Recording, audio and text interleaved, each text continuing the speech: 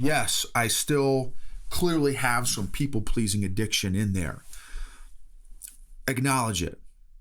And I did it on this last group cohort, this group coaching session. Acknowledge it and learn from it. Okay, yep, I did it again. I freaking did it again. People pleasing, trying to get people to like me, trying to get validation, approval, affirmation, maybe even some identity from the people that I'm, which is also a function of when I do that. It's also, this is disgusting to think of too, coming out of a business cult that I was in for 20 years. It's also a little bit of control and manipulation that I was trying to do. Man, that's freaking almost makes me sick thinking about it. Because I can't stand getting controlled and manipulated. Because again, I was for 20 years, controlled and manipulated for 20 years and gaslighted. And here, through my people-pleasing addiction, really you can look at that as a form of control and manipulation. Wow. Y'all, this is woo.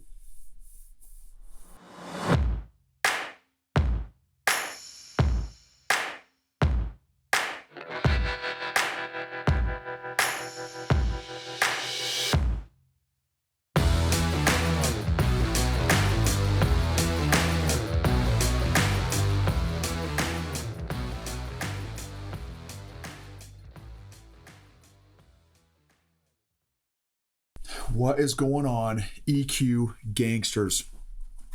So quick shout out for the folks that are wanting to check out the EQ Mafia and that have already made that decision to incorporate the EQ Mafia into your emotional fitness program.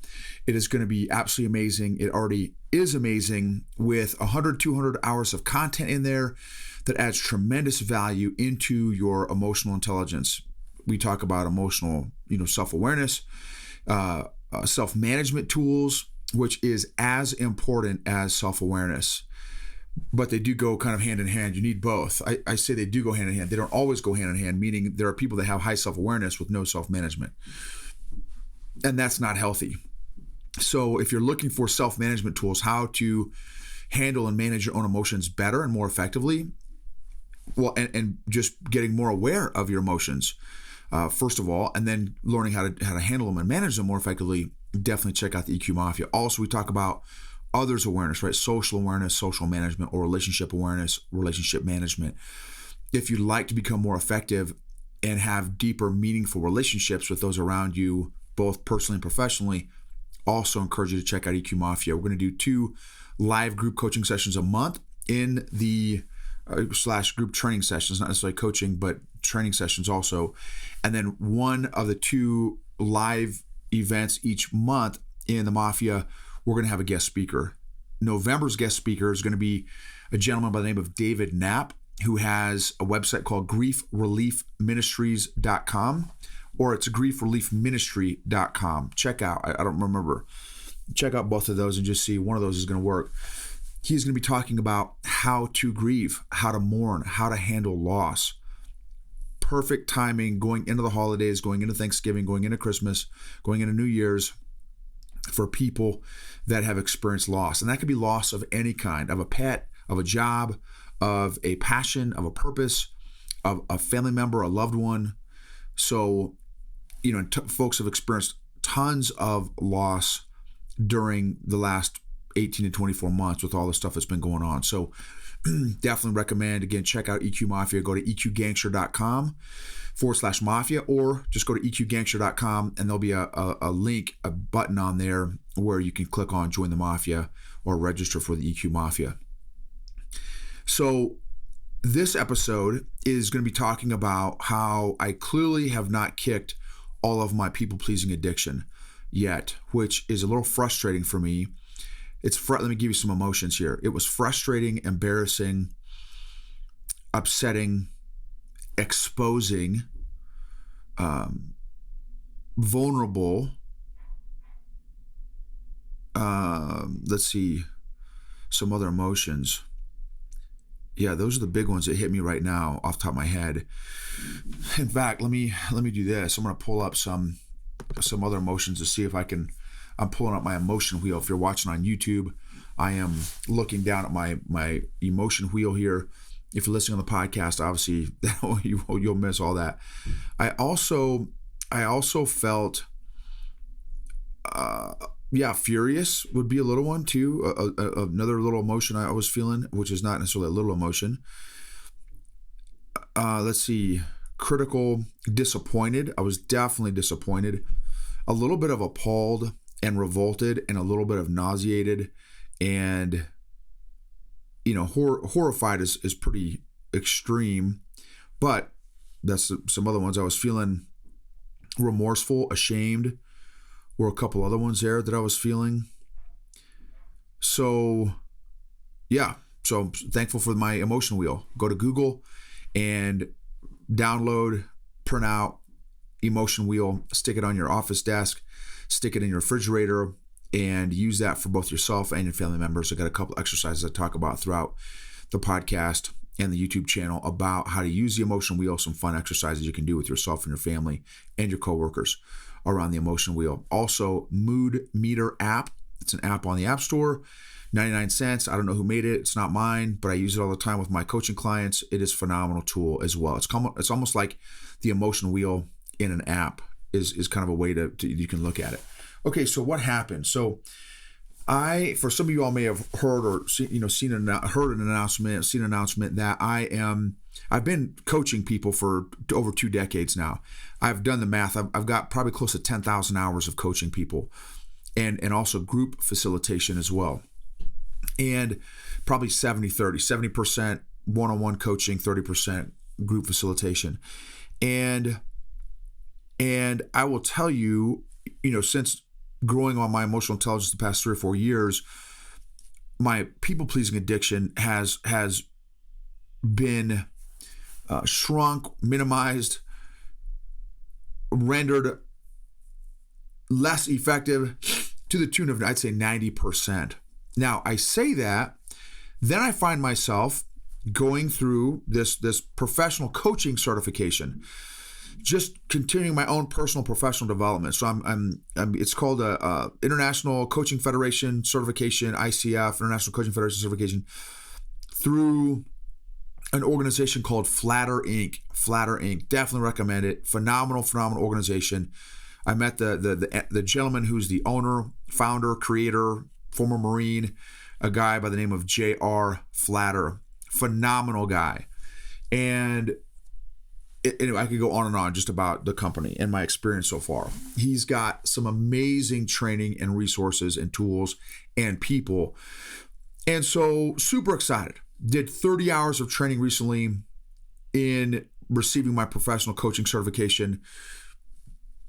And we have this cohort. So it's kind of facilitated via live Zoom. And they're probably anywhere from 10 to 20 people in this group coaching training. And some folks like me have already been coaching for a while. Some folks are brand new, have never coached before. Some folks are leaders that are just wanting to hone and refine their coaching and mentorship skills. Some folks are consultants. Some folks, they have various backgrounds. Some folks are prior military. Some folks are active duty military that are getting certified in coaching so that they can coach their peers and colleagues and that kind of thing. So a no joke group of people, I will tell you. For those y'all, there's a verse in the Bible, Proverbs 27:17, as iron sharpens iron, so one person sharpens another. I get sharpened so much in these Zooms, and I've only done a handful of them so far. Well, 30 hours worth plus continued Zooms that I've been attending, and I have yet to get to experience a bad Zoom session with these folks. It's been amazing. I'm learning so much. And for those of y'all that like learning like me, it's like crack for me. It's like a drug for me. And okay, so now here's to my embarrassing, very, again, upsetting, frustrating, mad, humiliating point that I want to share with you guys. So it's this great, amazing group of people in this cohort, men, women, folks in different countries, Australia, Colombia, Ecuador, all over the place. obviously the U.S. and throughout the group coaching, he'll ask questions to the audience. And he asked a question this last time. Man, I'm embarrassed to tell you guys this stuff, man. I'm really pissed. I'm really frustrated that I've made so much progress in the area of my people-pleasing addiction, and it is, man, I felt like I was naked. Like, man, what am I doing? Why am I doing this? Why am I acting this way or behaving this way? And obviously it was triggering. And so here I am, so boom, he asked a question. Jared asked this question about, okay, how, you as coaches, how would you guys handle this? Boom. And then he opened the mic up for whoever wanted to share. Well, I jumped on there and shared. Hey, this is how I would approach this if this scenario, if I was the coach in this particular scenario working with this particular leader. And I started off with, well, in all this, this is embarrassing, y'all. This is freaking embarrassing.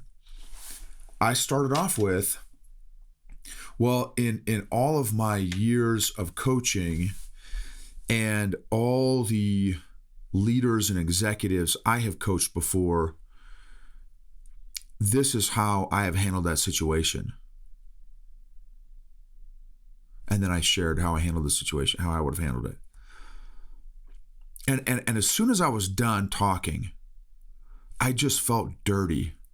I felt like I violated myself and others. Like, I just, the thing, like, why did I feel like it was important for me to start off with, in all my years of coaching and with all the leaders and executives that I've coached before, this is how I would have handled it? Why did I feel like it was important to share that? So then I'm like, I asked that question, right? Why did I share that? Was I looking for some sort of validation or affirmation from this amazing group of other leaders? Was I insecure? Was I not secure in who I am, in my identity? Did I feel like I needed to share that to show street cred? Was I trying to look good?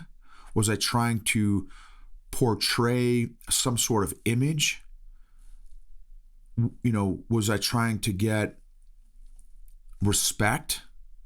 Why did I feel like it was important or necessary to start off that way? I just felt, man, it was really upsetting to me. And it's been a few days now, and I'm still feeling some kind of way. So, and it's like, dude, you still are not done with this people pleasing addiction. Like, and so now, to answer all those questions that I just got done sharing, it was probably a little bit of all the above. It was probably, there's probably a little bit of me trying to get some sort of validation, probably trying to get some sort of approval, probably trying to get some sort of, credibility or respect among such a high quality and caliber group of people. And, probably me forgetting I love Jesus, and I get my identity from the Lord and my relationship with the Lord. And I just thought, man, I don't need anyone else's approval. I don't need these people to like me. I don't need these people to love me. I don't need these people to validate me. I don't need these people to give me value. They could hate me. And I know I rub people sideways, big, bald, bearded, tattoo guy, military veteran, homeschool dad. There's all kinds of reasons not to like me. I love Jesus, right? I mean, there's so many different reasons for people to not like me. That has nothing to do with my value. It has nothing to do with who I am. Nothing to do with the gifts and strengths and talents that I bring to the table. Matter of fact, I was on a podcast panel. Man, I hope you guys get a chance to listen to it. I was on a podcast panel with a gentleman who's got a great podcast, and he did a whole big giant panel today. It's episode 164 of the All-Star Panel podcast. I don't know if it's called our All-Star Panel podcast, or if it is I think it's part of his normal podcast called Shut Up and Grind by Robert B. Foster. Shut Up and Grind by Robert B. Foster, episode 164. There was 6 of us on this panel, and I'm like, man, how is this going to go, right?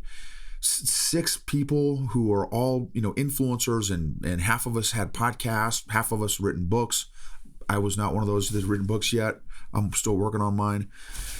And like, dude, how is he going to manage 6 people effectively to maximize the intellectual capital that's on this podcast? Well, he freaking crushed it. Huge shout out to big Robert B. Foster on the Shut Up and Grind podcast, episode 164, the All-Star Panel. Honestly, please take some time to listen to that episode. It's on Facebook, I believe, as well. It's on YouTube, I believe, as well. And then it'll be on his podcast also.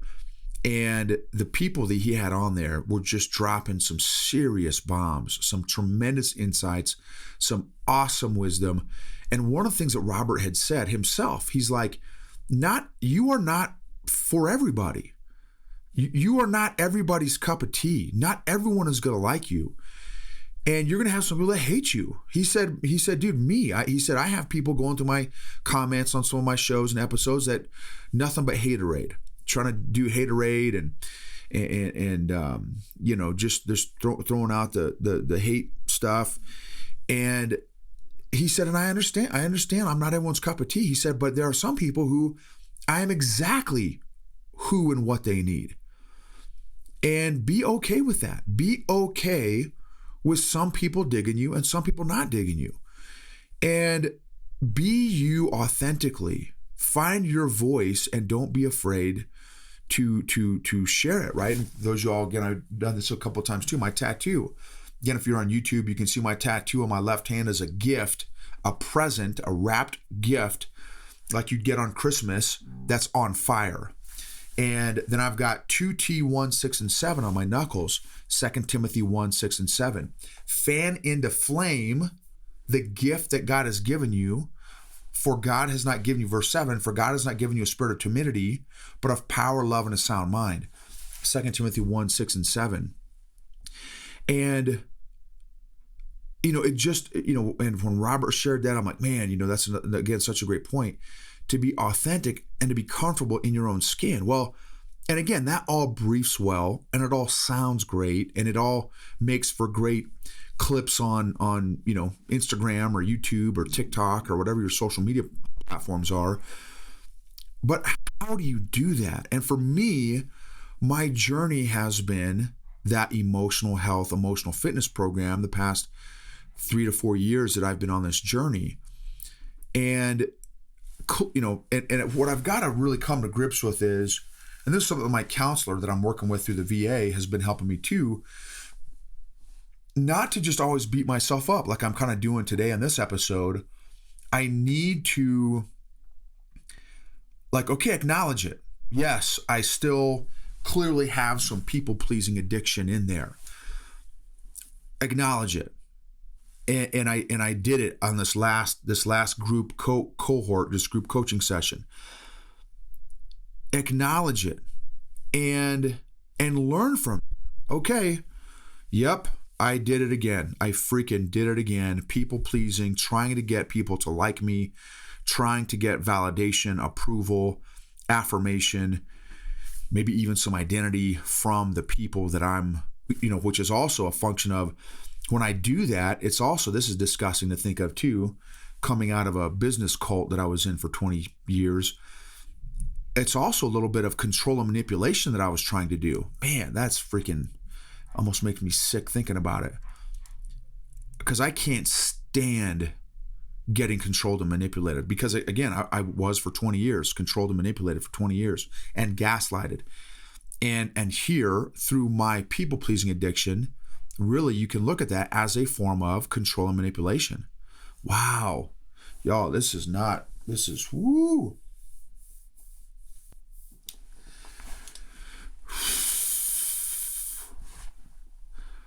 And I never want to control and manipulate people. I want to influence people. That's part of my mission statement, to positively impact millions of people for the kingdom of God, to positively influence the influencers, to raise the next generation to be patriotic world changers, to love the Lord their God with all their heart, mind, soul, spirit, strength, and body, to help hungry people identify and pursue their purpose in life. That's my fivefold mission statement. Controlling and manipulating people is not one of those on my mission statement. But yet here I was doing it as a result of my remaining people-pleasing addiction to a group of amazing people that I love and respect tremendously, because they are in the profession of adding value to other people and helping other people. And here I am through my, again, remaining people-pleasing addiction, controlling and manipulating them through some remaining insecurities that I have, clearly. And man, that's not a good feeling, y'all. So there's more work to be done, there's more work to be done. And again, I need to recognize, hey, look, I've come a long way, which is very true. I need to accept and acknowledge that too. I have come a long way, but I still have more to do. So I clearly have more to do. And if I have ever, controlled and manipulated you before, if you're listening, I'm finding out people that are listening to this that I have no idea that they've been listening to this. A West Point guy that I don't even know I've ever met before kind of recently called me out on a public Facebook group of other West Pointers about his concern with, the organization that I had been affiliated with for 20 years, because of the incredible amount of control and manipulation and gaslighting and narcissism that organization does with other people. And I don't fault him at all for bringing that up. And I responded and I said, man, thank you for bringing that up. And I completely understand your concern, because that is absolutely what I used to do. I used to, control and manipulate other people for my benefit. And in my head at that time was for their benefit. Now, I wasn't aware that I was controlling and manipulating other people, again, because I had no EQ back in those days. I had no self-awareness. I did not realize what I was doing. But again, it doesn't matter if I was aware of it or not. The outcome was the same. I was controlling and manipulating other people and gaslighting other people and empowering the narcissistic organization that I was a part of for 2 decades. And he had, and so when he heard the response, he's like, oh snap, he sent me a private message and responded on the public group as well. Hey, Noble, man, dude, so sorry. I should have maybe come to you first. I did not realize, because I told him, I said, dude, I've been detoxing for 3 years from that organization because of how emotionally unhealthy and toxic that organization is. And, he said, dude, I'm so sorry. I probably should have come to you first.